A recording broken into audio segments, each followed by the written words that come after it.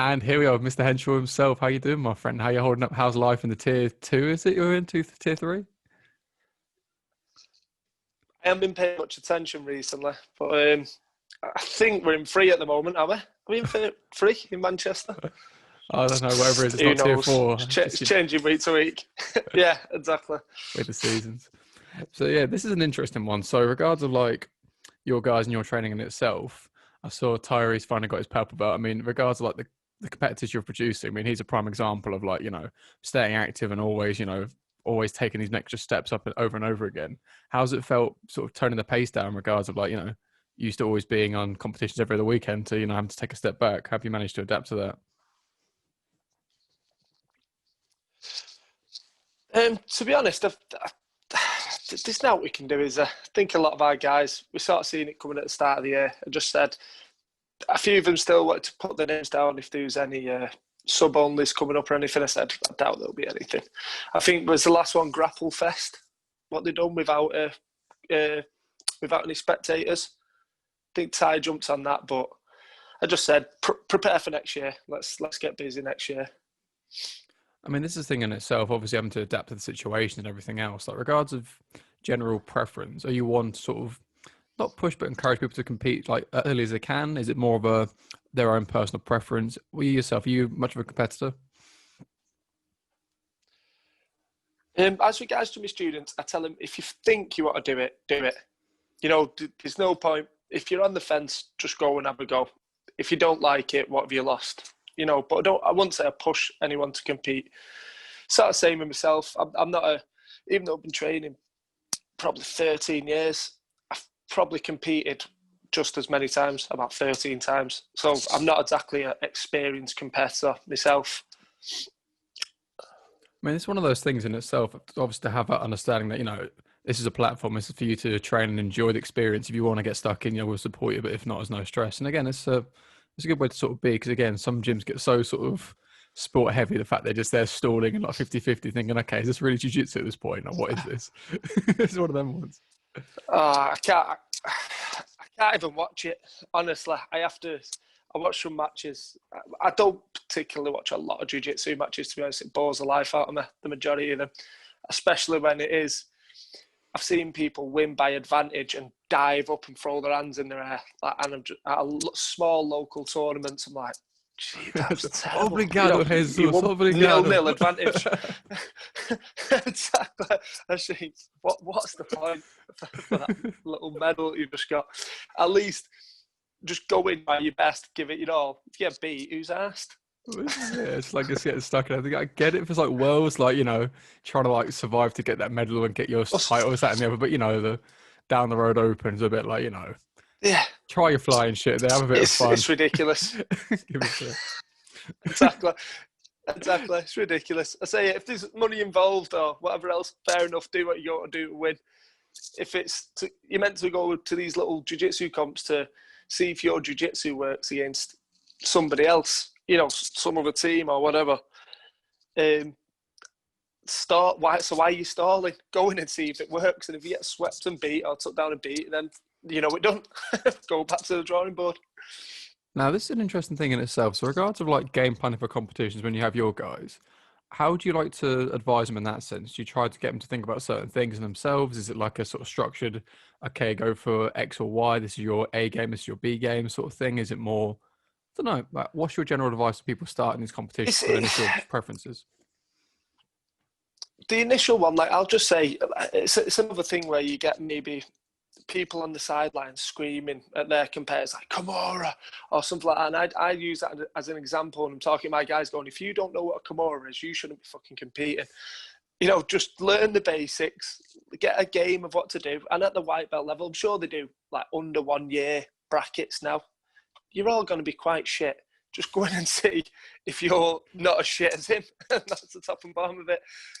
But as regards to like really tailoring people's games, the only time I let everyone just do whatever they want, pretty much, let them be quite free. The only time I'll ever really step in is if I see someone trying to do a game that doesn't suit their body type, and I really know it doesn't. If I've got quite a few big lads training with me, and that they sort of get into the taking bottom position, try to get heels, stuff like that. And I'm like, no, mate, you're 110 kilograms. The guy you're fighting is going to be that big as well. Sausage rolling around. It's a bad idea to, just get on top, just smash, stay on top, gas him out, sub him. That's the only time that I'll really step in is when I think they're just doing the wrong game for their body type and attributes, if that makes sense. Oh, definitely, because again, there's the whole artistic expression, the sense of, okay, you've got this palette of techniques, different sort of styles. And again, you haven't got the experience to have a bias, so you've got to sort of, try stuff out and see what works. But again, there's certain squares that don't fit in triangles. You sort of think, okay, maybe don't go there. Maybe don't put your eggs in that basket just yet. But regards of like advising in a sense of, okay, do you have general like principles, preferences? Like some gyms say, okay, get the first 2 points. That's your main priority. From there on, it's autopilot. Is it like, okay, get your groups, impose your game, watch out for theirs? What's your general rule of thumb for like, I don't know, advice as such? I couldn't even tell you what the point system is. So I would, guys, go and try and win some points. I'm like, look, I know it's probably isn't the best advice, to be fair, but just say, just go and try and win. Just submit him, just go in and try and submit people. Play your game. I can't. Me personally, if I go and compete against somebody and I beat him by 2 points, but I was really cagey, I didn't really didn't really play my game and really try to beat him, it's quite a hollow victory. Like, yeah, I got one sweep, or he sat down to guard, so won by advantage. Got an advantage, yeah. That's what I got on Instagram. Terrible. Is it? Just try and submit him. Exactly. Just go and try and submit him. If you get submitted in the process, who cares? I think every time I've competed on a sub only, I've been submitted. I've either submitted or I've been submitted, because I'm going to go 100%, and if I get tired and get subbed, so yeah. I mean, this is kind of the point. Like, you wouldn't see compilations of like, advantages of stalling or this, that, and the other thing. Oh, this is my game. This is, like a savage or whatever, like, Instagram thing it is. It's pathetic. Now, regards of like in the gym in itself, just don't teach like that. But this is kind of the one we're trying to get at. Really, is more letting people put themselves out there in the same kind of breath, but not having that. I don't know, being able to be open to try and also be getting caught and such. Is it? How do you teach that in the sense of, okay, it doesn't matter if you win or lose as such, as long as you're committing to your game? Like, how would you, I don't know, implement that as such? I think it's more just, again, it goes down to training. You'll go to some gyms, and I've even been told this about big gyms, great gyms, to be fair. So maybe their way is right, I don't know, but not for the way I want to teach. But they'll say they'll train to win by advantage, or train to win by 1 point. So in 5 minutes, you two will roll, and it's whoever can get the first advantage wins. Now we train as you just roll and try and submit each other as many times as you can. So I suppose it just comes down to training. Then when you go and compete, some teams will have a system of pull guard.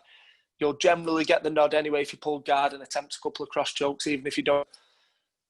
Whereas as my gym is, I just tell people to just go and try the best to submit their opponent. That's it. I remember going to a competition. Someone pulled guard at me. I was in his guard for the whole 6 minutes, whatever it was. Him attempting cross collar chokes, got absolutely nothing. I lost by an advantage, and it reminded me of what I do MMA because it was so fucking infuriating. I thought, you little cunt, I would fucking knock you out. This isn't a win. I haven't lost. I'm fucking angry. Because there's me thinking, okay, I'm going to wrestle. I've been working on my wrestling. He sits down thinking, okay, whatever. Yeah. He'll try to make a bit of space and we'll scramble. No, he's there the whole thing. I'm thinking, I'm fucking livid. So next match, I have my buy for like the bronze or it was. Pull guard, trying with the guy, almost put him to sleep out of spite. Looked at him, this is how you fucking play guard. Do something. I hate it. It's nothing. Sorry, I touched the nerve. It's fine. I'm exactly the same, and I've had similar experiences. Where exactly the same. People pull guard, attempt to cross, they know they're nowhere near, but they squeeze and look at the ref and look at me try to rip his head off. And then it's part of what's killing gi competition, because it's boring to watch. It's terrible. Oh, it was painful. So regards to like your background in itself, were you jiu-jitsu first? I know you got like an MMA background. Was that sort of alongside it?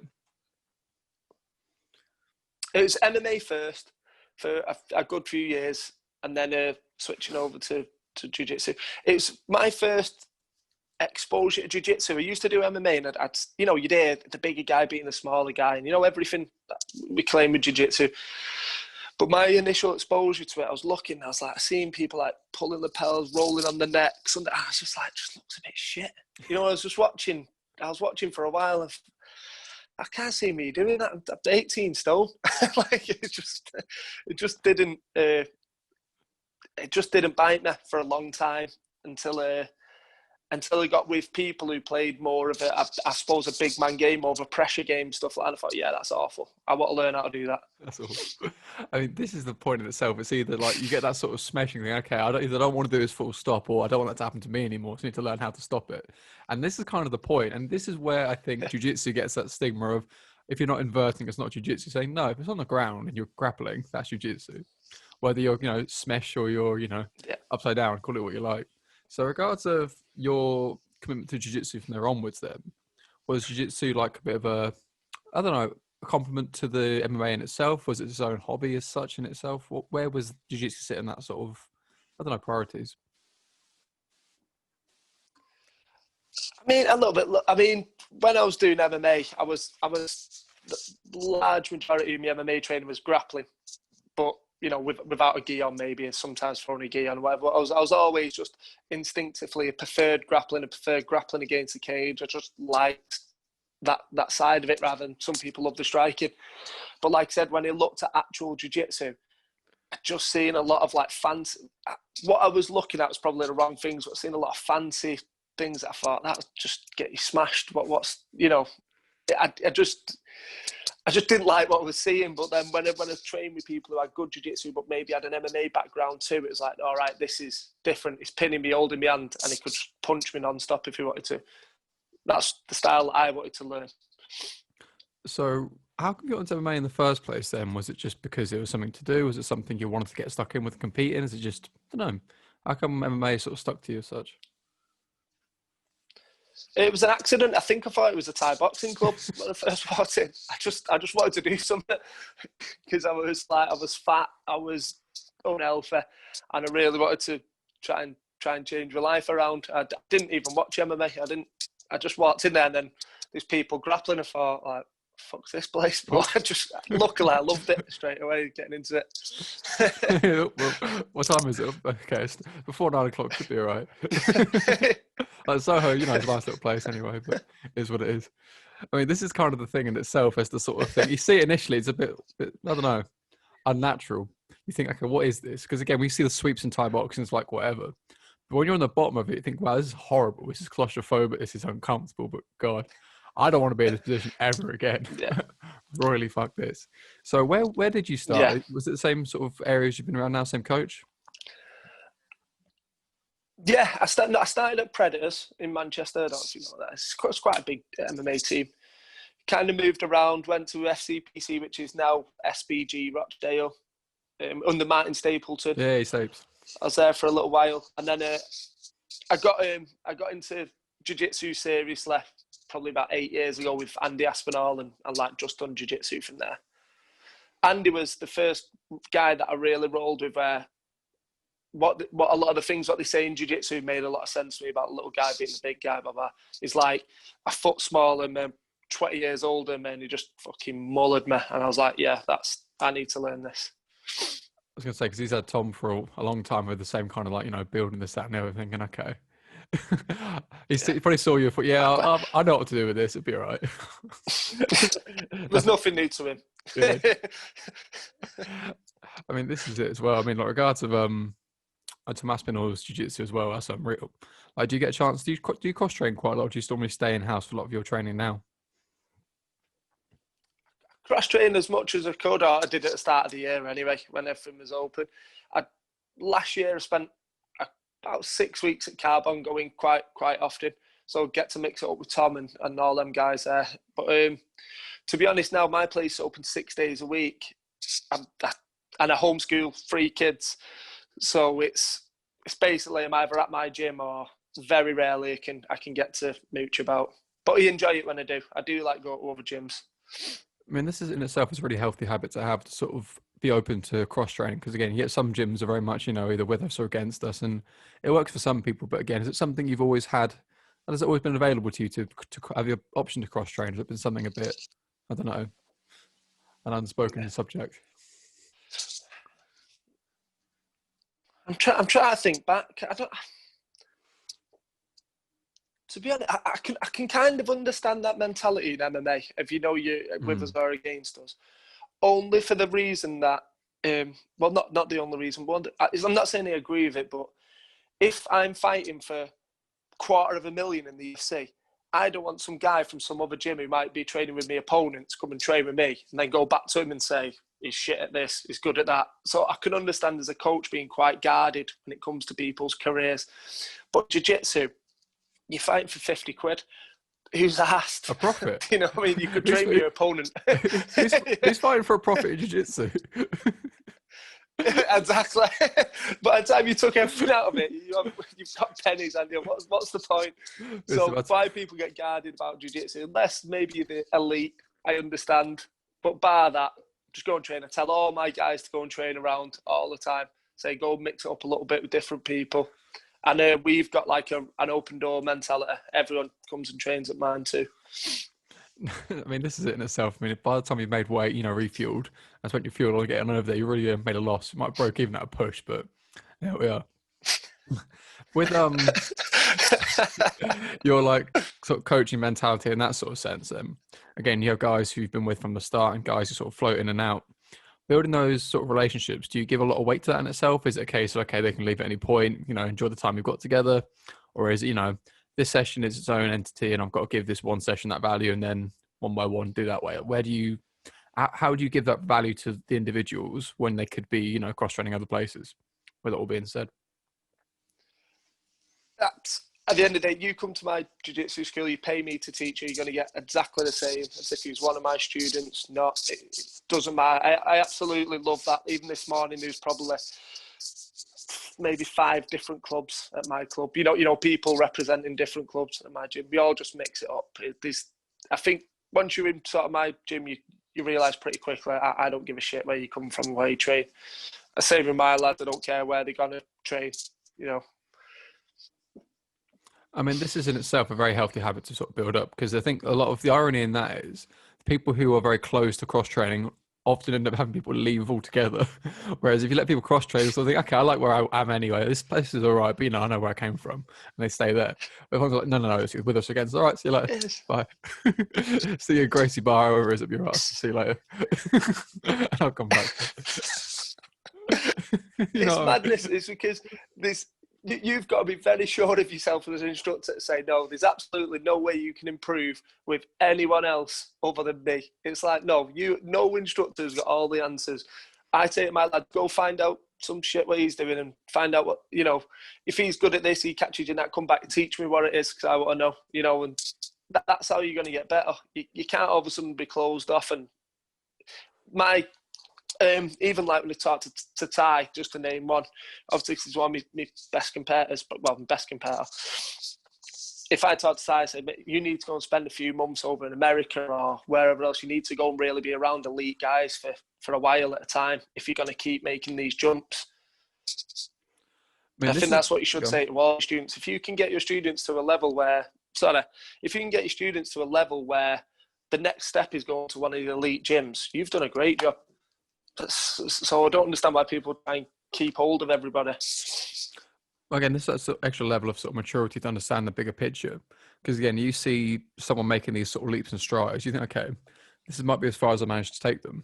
And if you know that they've got potential to go further than what you can give them, then it depends on your own, I don't know, ego and value at that point. Because I don't know, take like the biggest sort of stars in other sports, the AJs, this, that, and the other. They start in the small gyms around the corners, the little local ones. If they stay there for their entire camp, they don't get much further than that. But they still have a value of saying they started here, they're doing this, that, and the other. So it can have their cake and eat it, and the same sort of thing. So regards of, when you say about other gyms have other values and this, that, and the other, what value do you feel you give to your students? Where do you feel you excel in your coaching areas as such? So like, what do you think you do better than, I don't know, others, just for generic overlay sort of thing? What, I don't think I do. So I say this a lot. I don't think it's much. You don't, because jiu-jitsu is so free, and there's billion hours on YouTube and there's everything else. I don't think you have to be a particularly, don't get me wrong, there's exceptions, but you don't have to be a great coach to make a great student. You just have to be a very bad coach to hold people back. So you just have to be a decent coach, and you can have a great level at your gym. But if the majority of your mat are still crap 10 years into training, you're a bad coach. Does that make sense? The same with like in Danaher, I know he is a great coach, but he has students that train 6 hours a day. It would have to be a terrible coach for them not to excel. I mean, this is interesting in itself. It's not so much being a good coach as not being a bad one. The fact that at least, you know, I am better than I don't know what you're trying to say. It's hard to articulate it. So yeah, people are excelling, people will progress. Yeah. I make sure of that as a minimum. On top of that, everything else is a bonus. And now, more your that methodologist. Don't make you great doing your job. So with sorry, I'm just saying it doesn't make you great doing your job. Well, this is kind of it. And I think it's a bit of delay, so I might have to give a bit of gap between these responses, but it's fine. Just making sure we don't overlap each other. That's fine. With the way you coach, because again, obviously, as we were saying with techniques on YouTube, again, you could find 1,000,001 fancy little rolls, this, that, and the other, and then you get this on Instagram. It's nothing. Regards of the way you teach and the principles you sort of, I don't know, imply as such. Is there anything in particular you have staple as such? Are you more concept based? Are you more building a structure around a frame? Is it more, principles? What do you like to prioritize when you're coaching? Definitely concept based, because of the billion techniques you can do from one position that all suit different body types, and they can all be right. But as long as they've got the core basics right, there's certain things that you can't budge on, like that they are right, you know, that's it. But often that do what suits your personality, your body type. So I'm big on isolation rounds. So if I'm trying to improve everybody's back, either defense or attack, we'll do like, we roll a lot. We have 1.5 hour sessions and we spend about an hour rolling or live drilling. So I'll say do 40 1-minute rounds starting from the back with all different partners. So in that 1 minute, that roll will not advance much further than the back. So you're really isolating that particular position. That's the way that I like to teach. And then towards the end, we let people free roll, as long as they've spent time in where I want them to improve. I like the urgency with that. I like the fact it's only the minute, because again, if you've got 5 minutes, starting the back, then it's, escaping and then transitions and everything else and fucks around. And again, you'll take more time setting your grips up, and it's a luxury. That's not how things work. You think you're going to get the back at the first minute of a match. You wish. Hopefully it happens. But if it doesn't, you've got to make the most of it. Now, regards of body types and things like that, are you on to not necessarily pick partners, but again, divide and weight divisions? Because again, as much as you get absolutes, you won't see a lot of people compete outside of their weight division as a rule.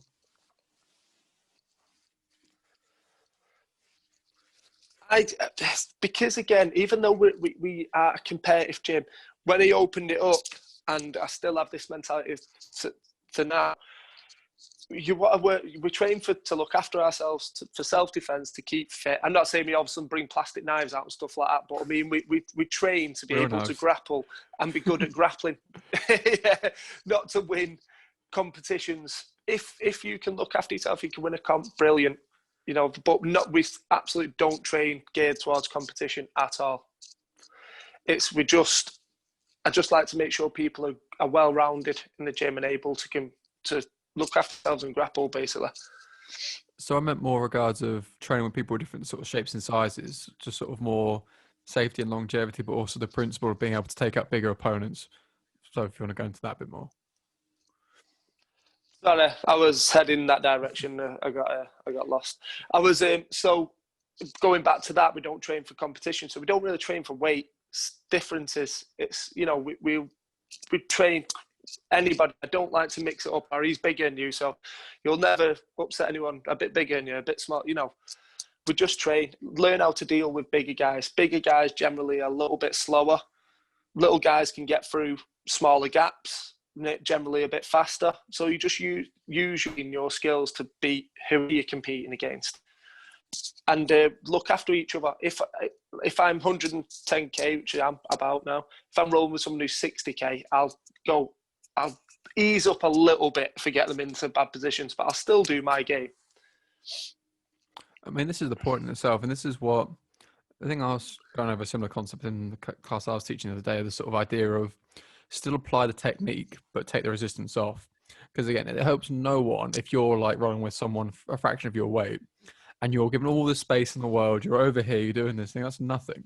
That's absolutely nothing. Whereas you've got a position with a lot less weight on it, so they can have sensible, practical reactions. And I think this is that understanding that. I think I like the way you explain that. They need to learn how to deal with different shapes and sizes, but without getting injured. And this is trying to understand these concepts, trying to understand how to apply it. And again, it's a bit of compliance from the training partner that comes with experience. Like, do you have any sparring preferences on people? Like, do they have to have a certain amount of experience before they roll, or is it from day one they just get stuck in?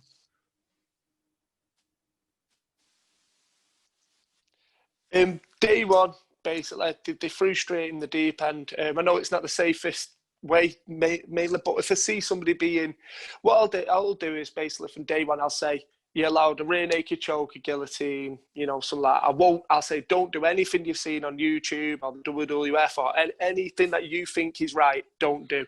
Just do what I've shown you. Guillotine, rear naked choke, that's it. Like, so I'll let people roll fuller, but without arm joints or leg locks. Or you see people who've day one and they're diving off rear looks that we've seen on YouTube, you just run over and go, let's stop. Let go of that.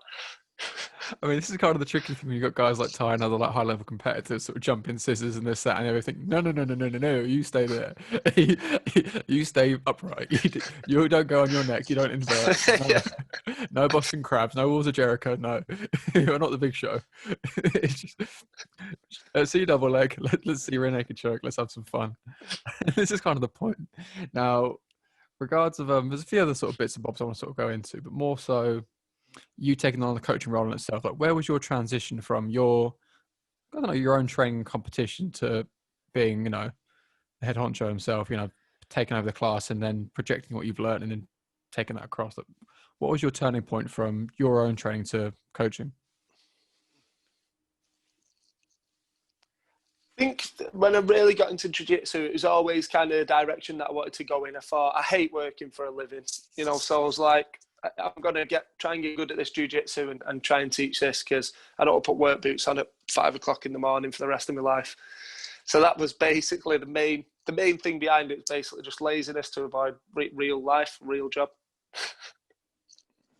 Now, again, there's so much respect for that, because why would you do something you don't want to do? As much as, you know, take it as, you know, the axiomatic sort of standard for this is how things should be. But like, are you familiar with the Tim Ferriss 4-hour work week and like the fisherman and the businessman parable? The sort of idea that your time is more valuable than the income you could be getting from these other sort of careers, and the standards of your time, if you can get that back or at least spend it doing something you want to do, like the value there is just so much more. Now, how was that, or initially taking that step to becoming a coach? Was it an established gym already and you sort of took over? Was it something you started from scratch? Like, how did you get into it to a sustainable level? Started coaching a little bit at FCPC under Stapes. I started taking like the one-to-ones and stuff like that. So he gave me my first sort of little on-the-job experience being able to do one-to-ones. And then I think when I got my purple belt, which is, you know, I want a great purple belt by any stretch, but I felt like I knew enough to start opening my own school now. So I basically just went around places near where I live, asking could I rent a space, and I ended up getting the little attic space where I still am now. Now, again, this is the ideal world that, okay, you get the space, everyone shows up day one and, you know, crack on businesses like usual from there. Like, what was the initial, like, I don't know, hiccups or anything else from getting it started? Because again, this isn't, you know, this isn't a Disney film. What was it like getting up and running at that stage? Terrible. It was difficult, and I just done everything wrong. Every mistake you can make running a business, I've made 100%. I sort of my marketing I was clueless in marketing. I opened up, and first week I had put on 19 classes on the timetable. It's with no students. So basically, I know, madness. I know. So basically, nobody came, you know, I'd have one person at one class, maybe one person at another, blah, blah. So then I thought, right, I'm just a busy idiot, you know, I'm working for now. And also it didn't help these big, I'm surrounded by big, well-established jiu-jitsu schools. So also maybe somebody would come to me, get a little taster and then go, anyway, like, bye. And I wouldn't see him again. I'd see a picture of him a few months later at another gym. So it was like, it was hard work, but I was quite lucky to have a few guys who came and stuck with me, like Ty's one of them, and a few of the other guys that are still with me that just stayed with me, and it built from there. But for about the first maybe year, longer, 18 months, I literally had 5 students. So from having the 5 students and the 19 classes and everything else in between, what was your sort of steps to then build from there? Because again, the people listening from similar sort of backgrounds where they're starting these businesses early days, they think, okay, I've got my vision, but what the product now doesn't quite match that. What was your sort of motivation again? Because again, it must be quite disheartening. You've got your sort of dream, you've got your ambition, you're here, not getting the reception it deserves. Like, what kept you, motivated with it? What steps did you take to sort of, keep it going? I think it obviously was a couple of points. I was like, oh, I'm gonna have to go back to work. But honestly, I didn't even have particularly bad jobs. But just the thought of going back to work for a living was just scary enough to keep me going. No, this absolutely has to work. There's no backup plan. I can get into, I was getting into bits of debt and stuff. But I was like, I'm just gonna get through this, and it will turn around at some point. And I was trying to learn on the job. But I'd definitely say for anyone who's in the same position as me, learn things like marketing. Do these things before you open up. You have to understand how to market your gym properly. You have to understand how to try and get people through the door. And that was one of the main ones, I think. And also make sure you've got a plan about teaching, which luckily I did have a plan of teaching, which has adapted over the years, but still quite similar. That I think works and produces results. So even with that then, so again, you have this open door mentality, sort of, it's not with or against, it's here if you want the option. Having that attitude when you're established is fine, because again, it doesn't really matter. You've got other people making these numbers up. But even then, like, we have people say, okay, if I don't have U5 or U3 or 4, whatever, I'm going to struggle to keep this running. How would you still keep that attitude and keep that kind of, sincere sort of tone of, you don't have to come back, but, you know where we are. It's, don't forget me. A gi with holes in it, and just like a pop up. Please, like Tiny Tim. That was side. We'll do jiu-jitsu for money. It was just, it's just always been, and I thought, I have no control of it. If somebody wants to leave, they've got to leave. So I've got absolutely no control of it anyway. So you might as well just embrace it and say, go and train there for a while if you want. We'll still be here. But don't. Don't. Yeah, you can, but don't. You could go there, but why'd you do that? I'm right here. You're already here. I mean, I've got 18 other classes if you're interested. Don't worry, there's space. I can book you in. I'll move some things around.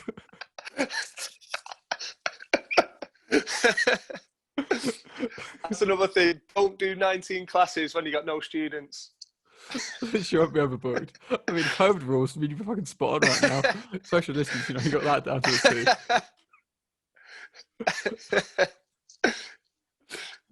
T. Here we are. So again, so you get established. Now, obviously the progression and changes you made to get from the initial stage to where you are now, obviously that required a bit of a review, a bit of, a perspective change in what you needed. But to keep that progression, do you feel there's other stuff you're looking into now that can help you keep progressing? Or is it more, it's steadily growing enough as it is? Where do you feel you can take this a bit further? Again, it's something that I'm always racking mind, because I do, one of the things that I try and live by is like, if you're happy where you are, you're only going to go down, especially with jiu-jitsu. Dropout rate's huge. If I said, I'm settled here, next year it might be completely different. So I've put a lot more time into marketing and try to get my digital marketing diploma and things like that, just so I can understand it all more. And obviously keep it improving my own technical knowledge. But outside of that, it's like the formula at the moment is working. You know, we're getting very, very busy mats, quite a lot of people coming in. I just want to keep improving on what I've got, every aspect of what I'm doing, try and do it a little bit better next year. I think a lot of that is the point, though, because again, it's not so much if it's not broken, don't fix it. It's more so, okay, you've got the structure that works, then it's improving on that existing structure. And I think this is where people get things a bit overwhelmed and think, okay, I need to change everything. So, no, not really. You've got a class timetable that works. You've got people who are growing, developing. But again, the same sort of thing of, okay, it's all very interesting that having the modesty and humility that if you're like more experienced athletes want to go elsewhere, you can let them go, but then what? And then, you know, other people are going to start, you know, leaving ship and then eventually, okay, then I don't know, tired, whoever else opens a gym around the corner. And then, okay, oh yeah, you know, it's fine, they change where you want, but you know, gets me back to my 19 classes and no mat space. No people on the mats. So then you have to keep progressing yourself. You need to keep doing these sort of things. So regardless of your development, obviously with your schedule as busy as it is now, are you mainly instructional based? Is that how you're learning more? Is it more asking questions? Is it your enrolling feedback? Like, how do you track your progression? Do you mean me personally? You personally, yeah. To train? Mm. I mean, I don't suppose I do track it. I train 6 days a week in the gym. Like every class I roll with anybody. So we get like good wrestlers come down, good leg lockers. If I roll with a leg locker, say, I will generally, as soon as I start rolling, put my foot into some kind of leg entanglement that I don't understand and get tapped repeatedly until I understand it a little bit better. So again, like put yourself in their strengths or such to sort of see, I don't know, problem solve as such. Now, tell you what, that brings me to an interesting sort of subject thing in itself. So again, back to the good old days of, you know, you being Billy No Mates, you know, person popping in. What sort of mentality did you have with rolling with the new people walking in? Was it more, okay, the whole Gracie way of going around being an absolute arse, submitting everyone, saying, do you want to learn how to do that? Or is it, you know, we'll just play and have fun? Because again, it could go one way or the other. Like how intense were you sparring with people who are sort of coming in to try and, you know, I don't know, show your value, but also not put them off? Like I said, I made every mistake in business you probably can, and I think the way that I rolled was probably one of them. I'd be so eager to show people that this jiu-jitsu works so well that I'd probably roll a bit too hard. I wouldn't injure anybody, but I'd be like, no, you know, don't you want to learn this? Yeah, but that's the way that when I got mangled, I thought, yeah, I want to learn this. I've just been mangled, and I thought that's the way everyone else should react. I mean, this is one of those things that if you hear like the stories of the Gracie Challenge matches, this, and if you think, okay, well, it sounds like quite, I don't know, impressive initially, but you think, okay, it's actually such a dickish thing to do, like going around beating people up saying, do you want to learn this? No, I don't want to fight you. Leave me alone, you strange Brazilian man. Leave me alone. I don't want to grapple with you. Like someone's granddad's going to let out on a mad one. Like Helio Gracie just loves it. But well, it worked for him because they earned plenty of money off it. I'm gonna say, I think, you know, we all agree with it. It's one of those ones. So I mean, this is kind of the balancing act in itself. If you're there being all flowy and all relaxed, and then you get caught with something, someone walks in day one thinking, okay, am I going to sign up to this gym? The values might not be there because, you know, if I can submit them, then what? But also, you know, if I'm getting mangled, like some like 50, 60 kg girl walks in, you just mangle, saying, like, do you want to learn how to defend yourself from this? Stiff neck ringworm. It's starting to have a bit of the time of it. It's not really what you want as a rule. So again, it's always an interesting one. Now, regards of learning to market, learning to develop, where did you sort of take your, I don't know, influences as such? Was it more from Stapes directly? Was it going back to him and their sort of style of things? Was it trying to, I don't know, find similar fitness sort of brands? Or what kind of ways were you going about it to try and understand how to build your business? Mike, again, all I'll do is basically not even MMA related. I'll just listen to people who have successful businesses. Whether it's I talk to mates who have successful businesses, or I'm watching YouTube. You know, all the usual guys that everyone will watch, like Ray Dalio or Gary Vee or whoever. Just try to pick up whatever. A lot of things that sometimes I remember. One that I was watching, I'm sure it was Tony Robbins. He'd done an hour-and-a-half lecture about stocks and shares, which is nothing to do with my life, but so much of it crossed over to what I could use for jiu-jitsu and marketing and things like that, that that was probably one of the best things that I've watched or learned, and it was nothing to do with building a business or jiu-jitsu. But a lot of the tips that I got from that, I've crossed over. Now, that's interesting in itself. So regards of going from that side of things, do you do a lot of like reading and outside of that to try and, I don't know, expand your horizons from that side of things? Obviously, you've got great taste in podcasts, so, you know, Fisticuffs podcast available on streaming platforms, but do you take in a lot of other external, like non-jiu-jitsu specific information? It's pretty much all I do is I listen to audibles, listen to books, anything I can, master you know, anything to do with anyone who's top achievers. I'll listen to any books like that, and also just watch plenty of YouTube, plenty of seminars, anything what I can pick up, because I've got plenty of time on my hands. I don't do the 19 classes anymore. Only 18 this time. You've got time for yourself. You're not mental anymore. I mean, this is kind of the point, though. This is sort of a newer age of learning in different ways. And I think this is where schools sort of fell down for a lot of people. The fact that without seeing the initial application, for example, stocks and shares you're saying there, something like that seems almost completely arbitrary to what you're doing and what you'd enjoy. But the fact you managed to apply it to what you're doing and what you needed, I mean, you're fucking glued to it. And this is sort of the point. So regards of the way you teach and the sort of principles you give across, how do you make that relatable to people to try and make them engage? Because again, if you're like John Danaher and you're talking for the whole 3 hours and then eventually you get to roll at some point, people don't tend to listen. Whereas if you're just like, yeah, grab the arm, yank it, so they go, yep, and then you let go and you're done.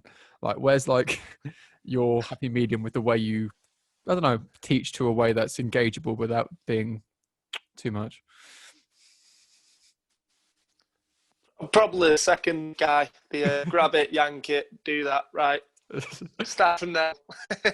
it's just keeping it as bare bones as I can. I know Danaher will work for a lot of people. He don't particularly work for me. No, I can't. Somebody give me a Danaher instruction. I was like 3 minutes into it. I was like, Jesus Christ, this is painful. Just couldn't get through it. I just like people who keep things really simple. Look, you grab his neck and you squeeze. Done. Go and do it. Have you seen the I think it's the Sakuraba one or something like this, because again it's one of these which yanks everything on the sort of the drilling partner. I think it'd fuck me horrible. Imagine being that guy. Everything just fucking yanked, the Kimura's getting yanked back, the wrist locked. And you could, no one's got that much tape on him. I fucking need it at this point. And this is sort of the point though. Like Matt Inman was quite like this, similar sort of ways as well, sort of not Occam's razor, but not far off the concept of, you know, keep things as simple as possible, adding the minimum amount of like complexities.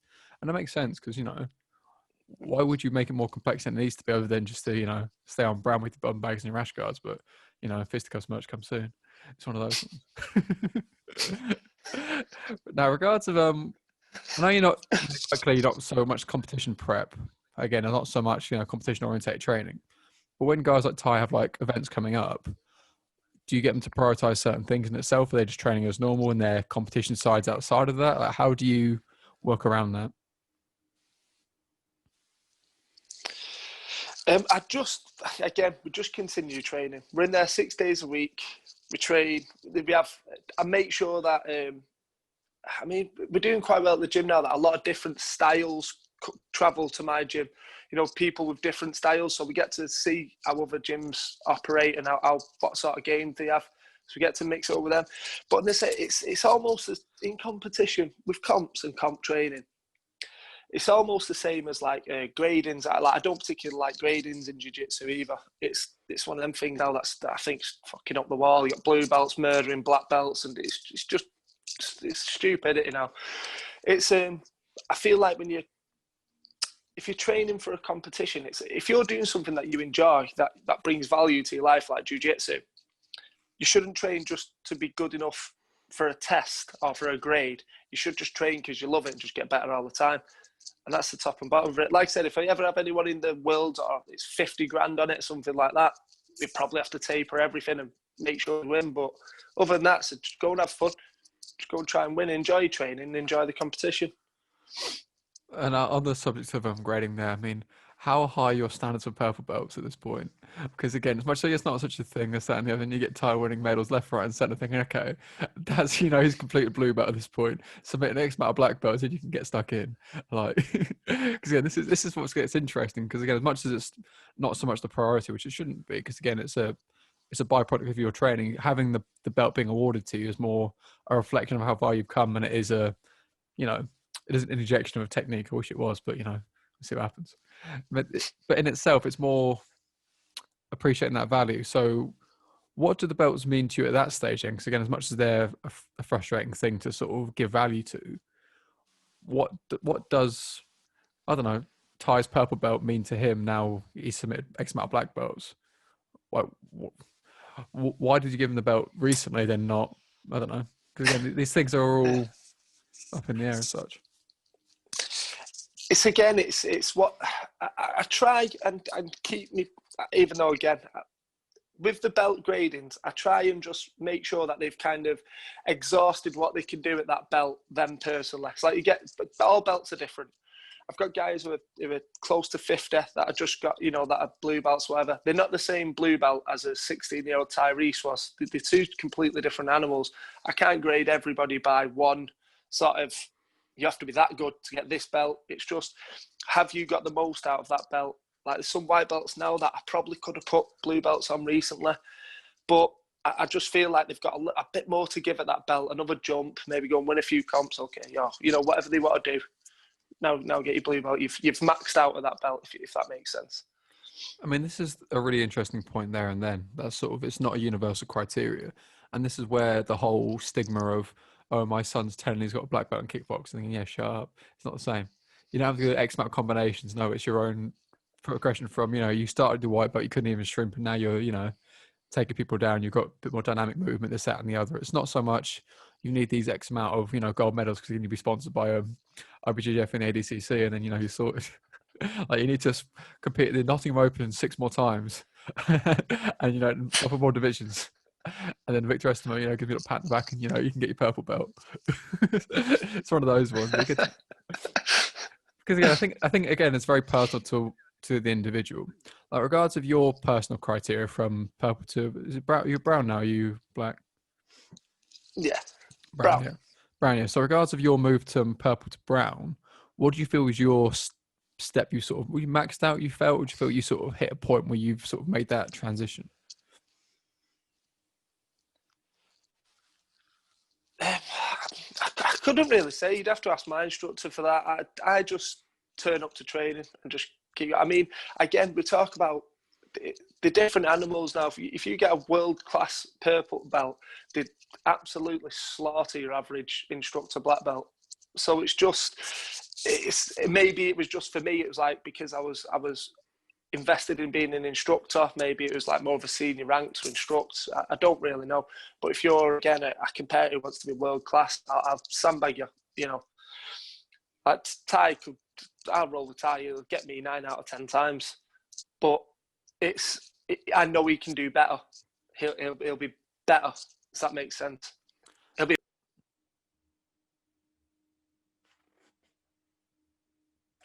And we are back. Sorry about that, mate. It's all good. Okay, for anyone listening, Steve's battery cut, but we're all good. We're back in action. So yeah, we're saying a lot more about how the belt's more a personal trajectory. You sort of see the development, and regards of your sort of, I don't know, development as such. Again, it's a very personal transition, so it's quite hard to then articulate as such. Because again, you can sort of pick out sort of not so much the big cliche sort of, I don't know, switch flick sort of thing, but more so you know when you sort of feel you've sort of maxed out, so to speak. Now, regards of, there's a few things in this I sort of want to go into, but more, I'll explain it. Personal sort of pressures and expectations. Like, regards of the X on your back after promotion, do you give much weight to it in a sort of sense? You sort of feel it. So like, when you get your brown, for example, did you feel a bit of an X on your back, or do you feel one anyway being the coach? I enjoy it. It's what it is. There's always an X on my back anyway. Everyone loves to smash me when they can, because when I can smash them, I smash them. So there's always that. There's always quite a fun competitiveness in our gym. Nobody will say get on top side of me and I won't smash on a nasty crossface, because they will and they'll laugh. So it's just the way that it is. Well, this is kind of, it's getting the tone right, I feel, because again, pushing that pace, pushing the sort of, I don't know, you know how far you're pushing. You got the sort of the balance right.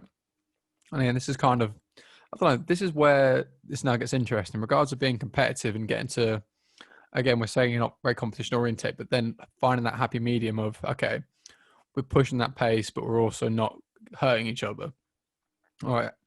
How would you say, how do you get people into that sort of, that tone of rolling properly?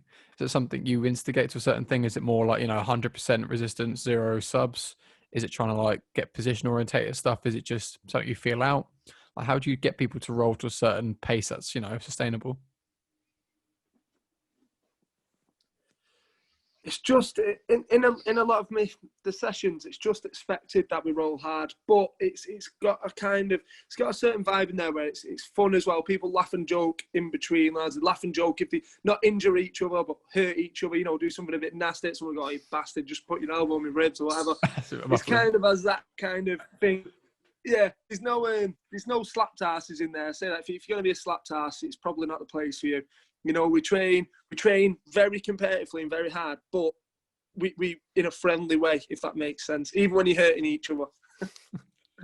I mean, for anyone who doesn't train, it's a very hard thing to sort of try and get. But yeah, it's so spot on. Again, you can feel the tone of it a little bit. You're like, yeah, okay, give us the sort of nod thing. Yeah, you're not taking me down. That's not happening. You ain't passing my guard, little punk. You call each other names, and that's all a bit of fun. Now, regards of other elements of grappling in the sense of the takedowns, judo, the wrestling, are you guys quite heavy on that sort of thing? Is it something you implement quite a lot? Wrestling every single session. Wrestling. It's not so much that I'm again aiming towards comp or anything else. It's just I think so.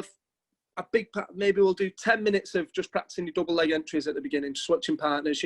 Getting a good swing. I'll make my warm ups something that's useful, not just doing star jumps and running about in a circle. It'll be like, no, grab a partner, practice double legs, 1 for 1. The reason being is I think wrestling's brilliant for building athleticism. And when you're athletic, the techniques are easier to apply. So it's as simple as that. I mean, this is the thing in itself, being able to adapt to different positions. And again, warming up a very specific way, using muscles you're going to be using in the same way you're going to be using them as well. And this is why I can't stand people running around in circles doing this, that, and the other. And like our gym, we started doing that again like fairly recently. And I was sort of, I mean, if I didn't get my purple belt the other day, I'll be skipping the warm-ups anyway. You know what I mean? It's one of those ones. where you sort of have to like, I don't know, you sort of sigh a little bit, thinking this isn't. I don't even mind doing the drills. A bit mindless, but that's just part of the fun. But I've got my S&C for like, feeling the press exercising. I don't want to do it in the gym. This is the sort of my fun bit. But again, it's in itself, it's an interesting concept. So, regards of the way you model your class and structure certain things, are you all specific to the criteria you're going to be covering over, for example? So, say double leg warm-ups is going to be like an entry from there. Like, do you teach them flows, for example? Would you do like, we start from a takedown, and from that takedown, we're going to go to this position? Is it more position itself? Like how do you like to teach in that sense?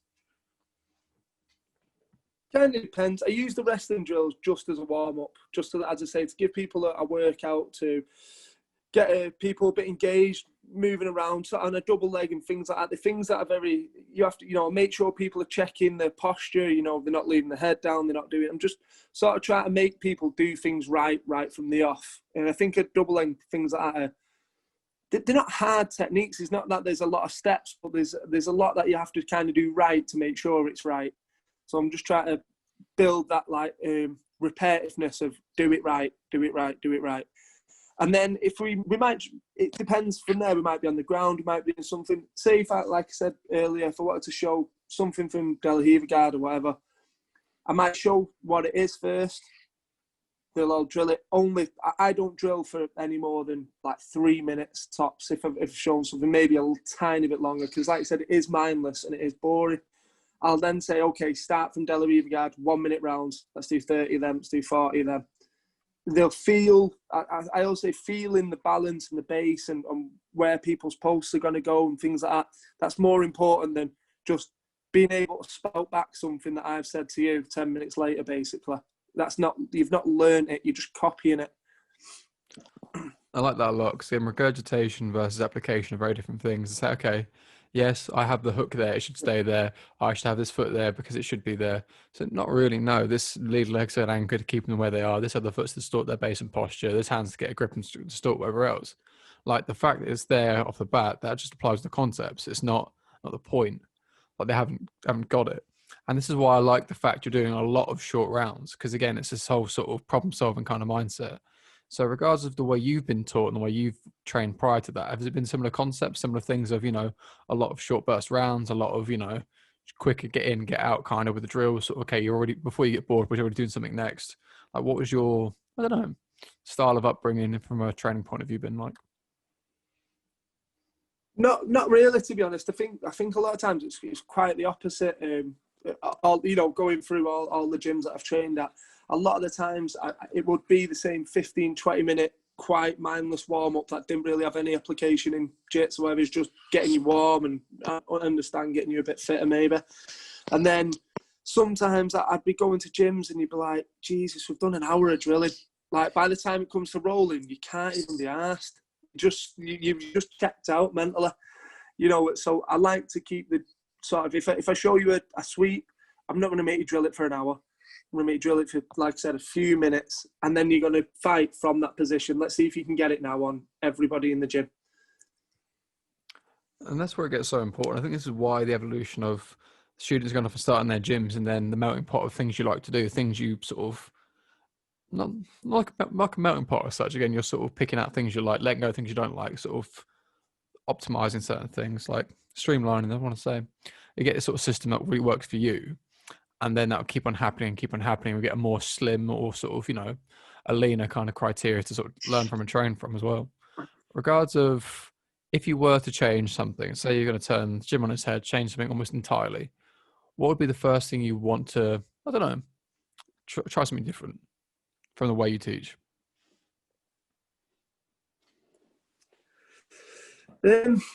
Maybe, I mean, sometimes I feel myself getting pulled towards wanting to train for competition a little bit because I have quite a lot of competitors now. So maybe that's something that I keep ignoring, that maybe I might have to address at some point. But like I said, I don't even know the point system. I've been training like 13 years. I couldn't tell you how many points you get for back or whatever. I haven't got a clue.